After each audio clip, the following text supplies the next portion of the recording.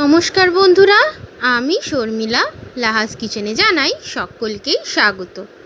আজকে আমি আপনাদের জন্য নিয়ে এসেছি পুরোপুরি সাবেকিয়ানায় ভরা সাবেকি পদ্ধতিতেই কুমড়ো দিয়ে ইলিশ মাছের ঝোলের একটি দারুণ রেসিপি। এই রেসিপি কি করে আমি বানাই চলুন তাহলে দেখে নিই। প্রথমে আমি ইলিশ মাছের পিস নিয়ে পরিষ্কার করে ধুয়ে তাতে নুন হলুদ মাখিয়ে রেখেছি। এরপর আমি একটা পেস্ট বানিয়ে নিয়ে নেব বাটিতে 1 চামচ হলুদ গুঁড়ো আর 1 চামচ নুন। এর মধ্যে সামান্য একটু জল দিয়ে একটা লিকুইড পেস্ট বানিয়ে নেব। এরপর আমি মাছ ভাজার জন্য কড়াইতে সর্ষের তেল গরম বসিয়ে দিয়ে এক এক করে ইলিশ মাছগুলো ভেজে নেব। মাছগুলো কিন্তু খুব বেশি ভাজলে চলবে না, জাস্ট এক পিঠ ও পিঠ করে ভাজলেই মাছ ভেজে কিন্তু তুলে রাখতে হবে। দেখুন ঠিক এই পদ্ধতিতে কিন্তু মাছগুলো ভেজে নিতে হবে। এরপর আমি কুমড়ো নিয়ে একটু মোটা মোটা করে কেটে নিয়েছি। এইবার আমি কুমড়োগুলো মাছ ভাজার তেলে দিয়ে দিলাম। কুমড়োগুলো হালকা করে ফ্রাই করে নিতে হবে এবং 60% কুমড়োটা ভাজা ভাজা হয়ে গেলে আমি ওই হলুদ নুনের পেস্টটা দিয়ে খুব ভালো করে কুমড়োর সাথে নাড়াচাড়া করে নেব। যখন কষে আসবে তখন পরিমাণ মতো জল আর ভাজা মাছ দিয়ে খুব ভালো করে কষিয়ে নেব। যখন ঝোলটা ফুটে যাবে দিয়ে দেব কয়েকটা গোটা কাঁচা লঙ্কা দেওয়ার পর কিন্তু ঝোলটা ভালো করে ফুটিয়ে নেব যাতে পুরো ফ্লেভারটা মিশে যায়। এরপর আমি ইলিশ মাছের যে এই ঝোলটা বানিয়েছি সেইটা আমি একটি বাটির মধ্যে ঢেলে নেব। এরপর আমি কড়াই আবার গরম করে সামান্য 1 চামচ পরিমাণ সর্ষের তেল গরম করে নেব।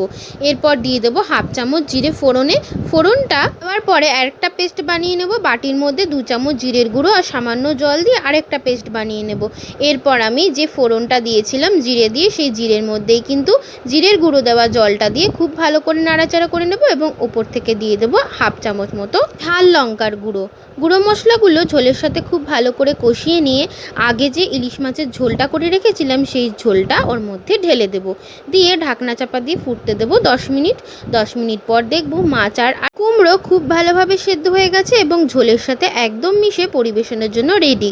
এরপর আমি সার্ভিং বোলের মধ্যে ঢেলে নিয়ে গরম গরম ভাতের সাথে পরিবেশন করব সাবেকিয়ানায় ভরা কুমড়ো দিয়ে ইলিশ মাছের ঝোল বা ইলিশ কুমড়োর রেসিপি।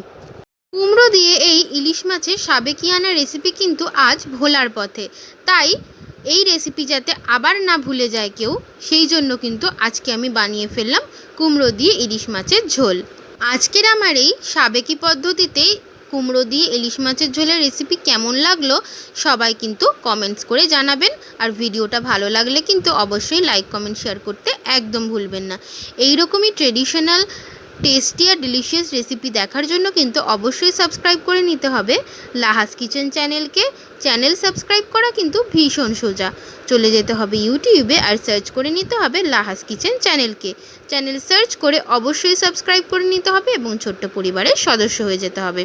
এবং যে সকল বন্ধুরা এই ভিডিও ইউটিউব থেকেই দেখছেন তারাও কিন্তু ভিডিওটা অবশ্যই লাইক করে দেবেন এবং সাবস্ক্রাইব করতে কিন্তু একদম ভুলবেন না। সাবস্ক্রাইব করে হয়ে যাবেন আমাদের ছোট পরিবারের সদস্য এবং বেল নোটিফিকেশনকে কিন্তু অবশ্যই অলে রেখে দেবেন।